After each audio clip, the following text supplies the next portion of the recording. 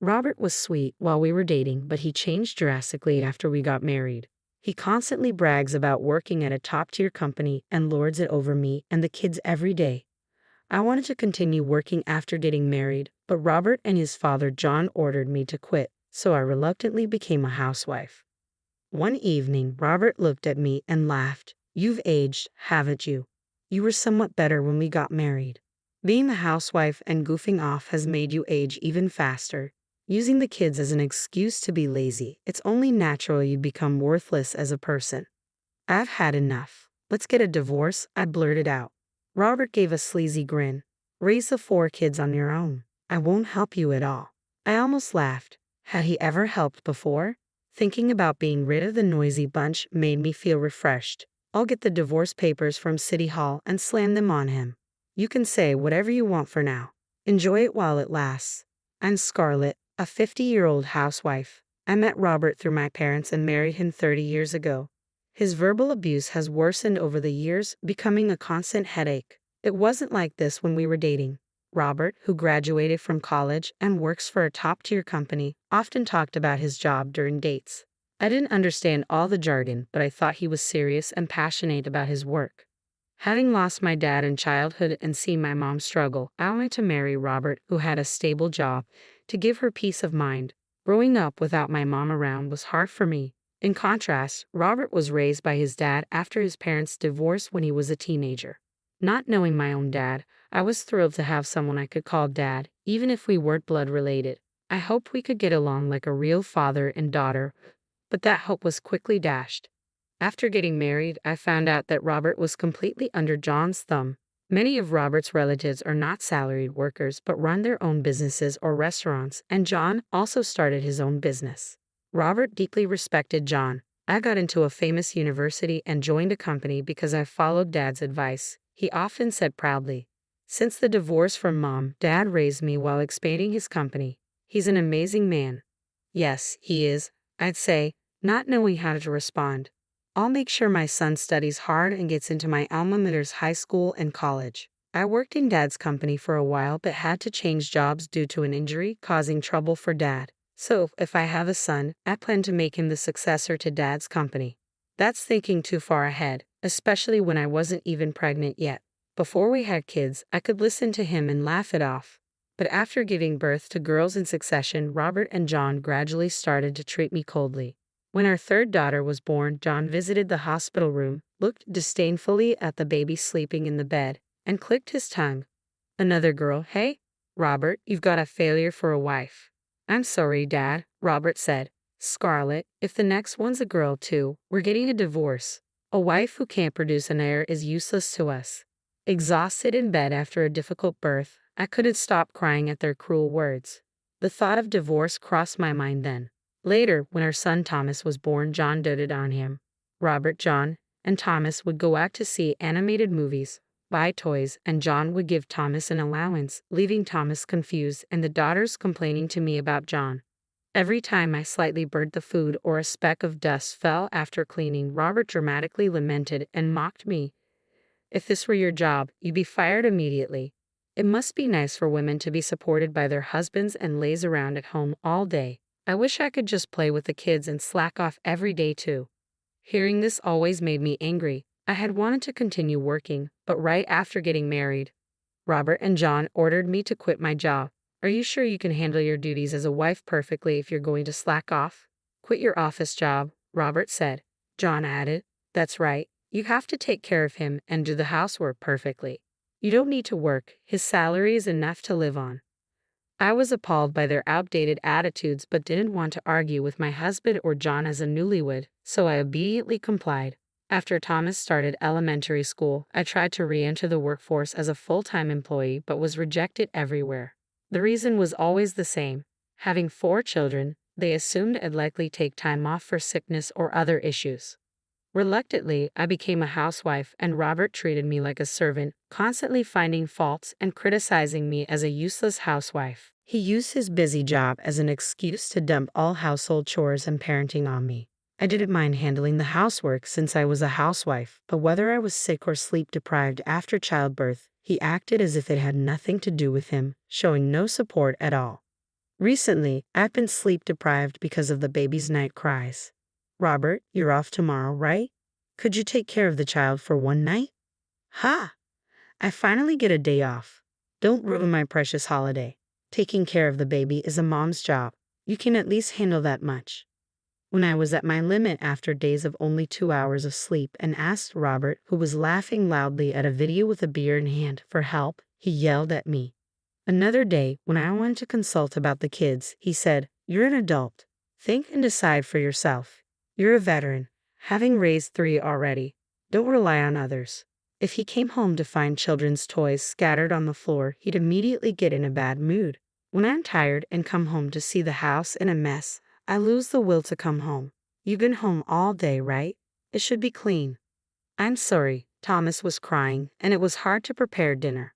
I'll clean it up now, I said as I gathered the toys. Robert's sarcasm rained down on me. Thomas is spoiled because you're not strict enough. You're a failure. This makes you unqualified as a mom. Spoiled. I wondered. Thomas was only 5. It's natural for him to assert himself, but such comments felt like a stab in the heart. Hey, don't look so glum. It ruins the meal. It's annoying, so go to another room with the kids. Robert waved me away. Our eldest daughter, Madison, glared at him. Dad, why say that when you're eating the meal Mom made? What did you say? A girl talking back to her dad? If you're going to complain, then leave. Madison, don't say such things to Dad. Let's go upstairs. I calmed Madison down and took the younger kids upstairs. Once we were in our room, Madison burst out. Why do you stay silent, Mom? You should talk back to Dad. Doesn't it make you angry being told such things? Why not just divorce? I'd love to, but divorcing with 4 kids requires a lot of courage. I'll earn part-time money when I'm in high school. Isn't that enough? I smiled weakly at Madison. Thank you. I appreciate the thought. As I gently stroked Madison's head, she fell silent. Madison, a middle schooler, seemed to feel that her parents' relationship was beyond repair, so on days she had no plans, she'd actively take care of her younger siblings. I wished Robert, as their dad, would interact more with the kids, but he always treated them as nuisances and a source of his stress. On weekends, when the kids made noise, he'd complain and order me to take them somewhere. My head hurts. I feel sick. Despite disliking children, when we visited the in-laws' house, he pretended to dote on Thomas to show John how much he valued the heir, which was hypocritical. One weekend, Robert got up past noon and seeing me eating lunch with the kids, announced, "You see I'm tired, right? Take the kids somewhere. I'm going out for drinks with a junior from work in the evening, so you can come back by then." All right, by the way, our living expenses have been cut back this past year. Can we return to the original amount? I asked timidly. Robert's eyes narrowed. You can manage with $300 for food and living expenses. As a housewife, you should be able to budget better. Can't you do that without a college education? $300 is impossible. Your salary must have increased with all the overtime and weekend work, right? Why are the living expenses being reduced? When I questioned him, Robert became furious. Shut up. How I spend my salary is my business. How dare a housewife argue with me? Who do you think provides for this lifestyle? I gave up arguing with Robert. I couldn't rely on him anymore. While the kids were at school, I studied, earned qualifications, and secretly started working remotely. One evening, after a while, Robert came home reeking of alcohol and laughed when he saw me. I thought you were some old lady, but what a surprise. You're Scarlet. Welcome home. You've drunk too much. Just leave me alone. But you've really aged. You used to look a bit better when we got married. I was furious. Due to the reduced living expenses, I had to switch to cheaper cosmetics and hadn't bought any new clothes in a year. Meanwhile, he frequently bought new suits and ties, went out drinking every night under the pretense of treating his subordinates, and purchased brand-name shoes and watches. With a trembling voice, I clenched my fists and retorted, I want to dress up beautifully too, but you're the one not giving me any money, Robert. Don't blame others. It's because you're lazing around as a housewife that you age faster, Robert mocked loudly, always sleeping, lacking a sense of urgency, using the kids as an excuse to be lazy. No wonder you're failing as a person. Dizziness hit me from the anger. Who was it that ordered me to become a housewife despite wanting to continue working? I've had enough. Let's get a divorce, I blurted out. Robert's face showed a moment of surprise, but he quickly smirked. Fine by me. I'm tired of seeing your gloomy face anyway, he agreed easily. But raise the 4 kids on your own. I won't help you at all. I almost laughed. Had he ever helped before? It had always been just me raising all 4. Thinking of getting rid of the noisy bunch felt refreshing. Too absurd to respond, I headed for the entrance. I'll get the divorce papers from the city hall and slam them on him, I thought, turning my back to Robert. I smirked defiantly. You can say whatever you want for now. Enjoy it while it lasts. When I handed the signed divorce papers to Robert, he took them with a half smile. Are you sure? Don't come crying to me with regrets. Can you manage with 4 kids? You've been living off of me. As I urged the kids and packed up for the move, he lounged on the sofa, taunting in a mocking tone. Your mom says she works, but it'll be tough for an old lady to support all 5 of you. Ready for a poor life together. Even if you try to work, you'll get rejected because of the kids. Actually, I've started remote work. I have savings from before we were married, and we can manage if we don't live luxuriously. What? If you started working, why didn't you tell me? You were always too tired or telling me to take the kids somewhere because we were too noisy.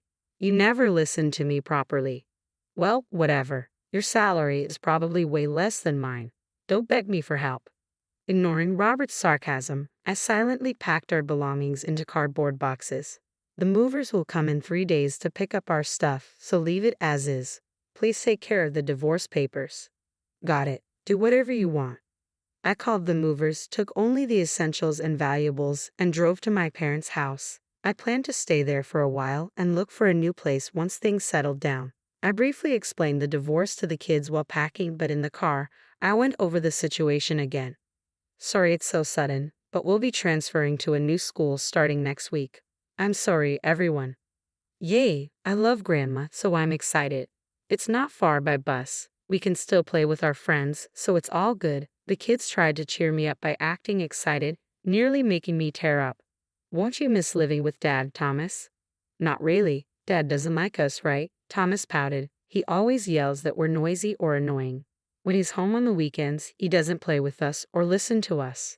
I didn't like being around him. Right, we all felt that way, Mom. The kids' agreement filled me with regret. I should have made the decision to divorce sooner.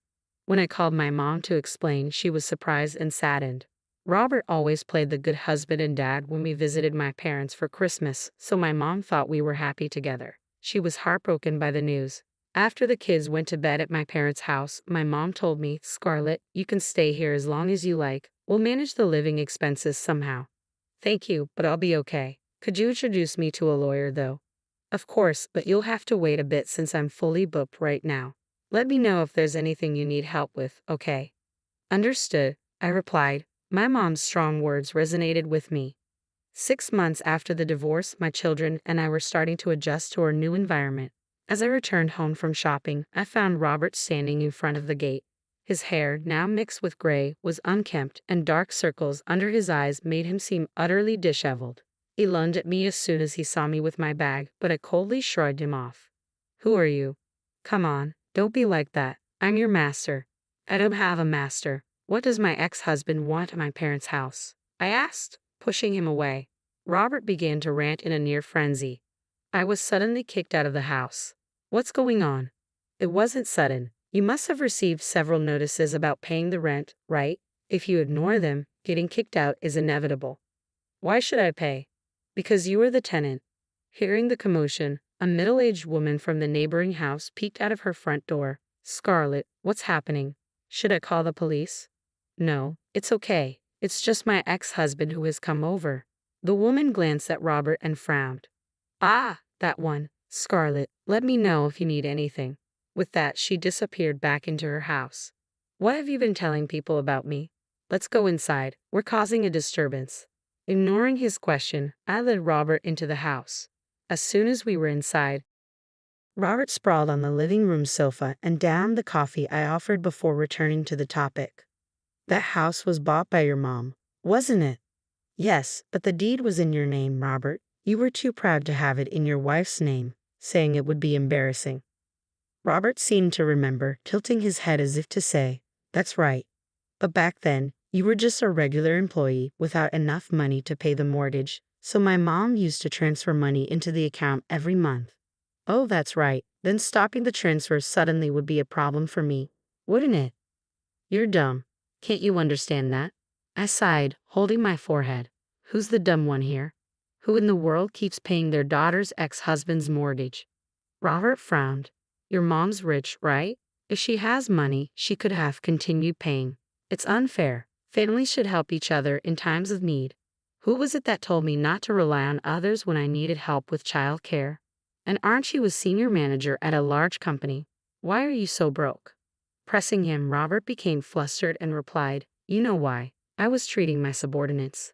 It's an important duty of a superior.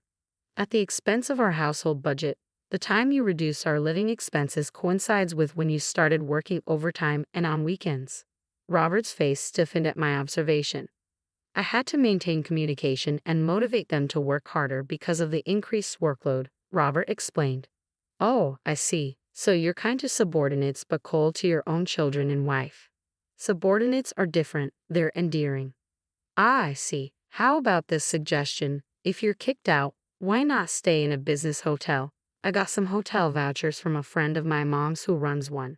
Robert's eyes widened. Really? You give that to me? I have plenty, so I don't mind sharing a few.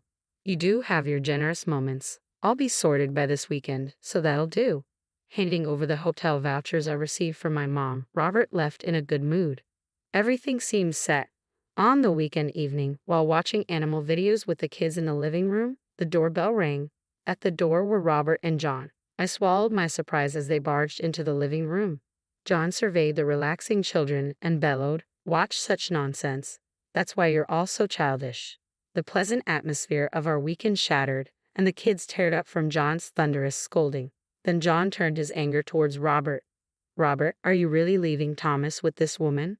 What about the talks of him being the heir? I want her to struggle raising 4 kids on her own to make her realize how much she depended on my earnings, Robert declared arrogantly. If you want an heir, I should marry a younger, more obedient wife and have new children. I guess you're right. Find a new wife quickly. Their conversation made me feel sick. As always, they only saw a wife as a tool for producing children. Are you too daft? Robert flashed a malicious smile. We've come to demand compensation. What? Neglecting your husband's care while fussing over the children is a grave sin. You and the kids made it impossible for me to relax on weekends, causing me stress. So I'm claiming $10,000 for nuisance fees. I agree with Robert. A wife should prioritize her husband over the children. Neglecting the husband's care shows a lack of awareness as a wife. It took me a while to grasp Robert's words. I thought they were joking, but seeing John's intimidating presence, it seemed they were serious. A headache began to form. I wanted to commend myself for enduring years with such a person. As I pondered how to respond, Mom appeared at the open living room door. What a lively scene, she spoke in a calm tone. A man in a suit stood behind her. As planned, Mom had brought a lawyer. Relieved, I glanced at John, who had turned pale and was trembling. The once aggressive man seemed entirely different. Hello, Scarlet's mom. Dad, please explain the situation. Robert, too, seemed taken aback by John's sudden change. Regaining my composure with the appearance of allies, I left the room, fetched a large envelope from the bedroom, and returned to the living room after sending the kids upstairs with Madison. Leaving only adults, I laid out the contents of the envelope on the living room table. Mom, you finally got the lawyer's time. I'm sorry for the wait. Since your husband is here, may we discuss the compensation and child support claims now? Compensation. Robert looked puzzled, and I explained. Since you stayed in the hotel we specified, it was easy for the detective to gather evidence. You were even caught getting cozy in the car, resulting in many shots together. As I spread out the photos proving his infidelity, Robert was speechless. Eventually, he snapped back to reality and exploded. You had me stay at that hotel just to have a detective follow me? That's despicable. I don't want to hear that from someone who's been cheating for over a year. I also laid out the joint debit card statement on the table, showing shocking spending of over $10,000 on his mistress.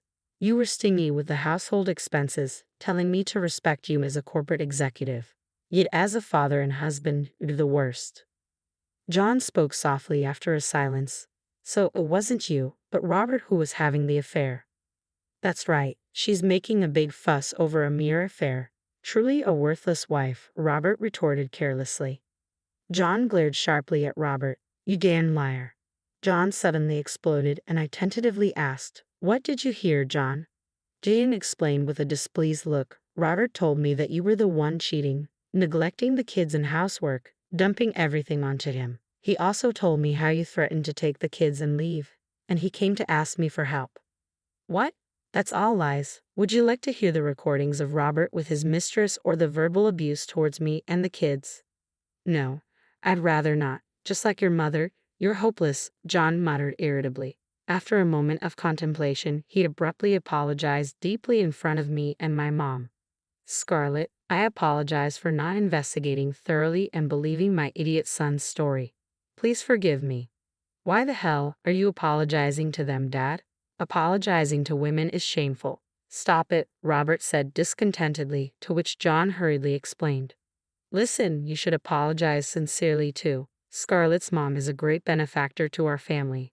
Didn't you hear from your brother last year? His company was about to go under. I think I heard something about that. Scarlet's mom bought his company last year and became the new president. Thanks to her, the business was turned around. If she pulls her investment now, even our group company will be hit hard. Upon hearing John's words, Robert seemed to finally grasp the situation. His defiant demeanor shifted to one of panic, and he knelt beside John, crying like a child. I'm so sorry. It's all right, I wouldn't ruin your uncle's company over something like this. But Robert, you need to take responsibility, Mom said with an angelic smile. The mistress was your subordinate. I know the president of Robert's company. I've informed them about what happened. Starting next week, you're being relocated to a remote island. Such a shame just after you worked so hard to become a manager. Oh well, do your best at your new job. Robert, looking up, began to cry. It was his own fault. I felt refreshed, looking down at Robert. Later, with the lawyer present, we proceeded with the divorce formalities. A completely deflated Robert agreed to pay in full the compensation and the misuse savings from our joint account that I had demanded. Mom, as she declared, informed Robert's boss about the affair through a mutual acquaintance. The boss, being a devoted husband, was furious. Robert's mistress resigned voluntarily, and Robert was sent to a branch on a remote island. Demanding and receiving compensation from the mistress in a lump sum, I learned that Robert had fallen from his elite path. The mistress quickly dumped him, bound to start over. Robert, however, faced ridicule for the reason behind his demotion and, feeling unbearable, quit the company. Burdened with a huge debt from repaying me in monthly child support payments, Robert was working multiple part-time jobs from morning till night. Estranged by John, he was living a lonely life in a dim apartment. Meanwhile, John, having injured my mom, faced cold treatment from relatives. After employees complained about his tyrannical behavior, his company faced a strike, leading to its collapse. Now he's working part-time at a restaurant, berated by a younger manager. While Robert was preoccupied with his affair, I saved money through remote work and bought a second-hand house. Moving in with my children, I found the memories too unpleasant and had no intention of returning. The children, now free from Robert and John, were noticeably happier and more comfortable. On long weekends, we visited my mom's house, enjoying cooking and chatting together, which became our latest pleasure. I plan to continue remote work and once Thomas is a bit older, look for a full-time job again. With occasional support from my mom, I want to live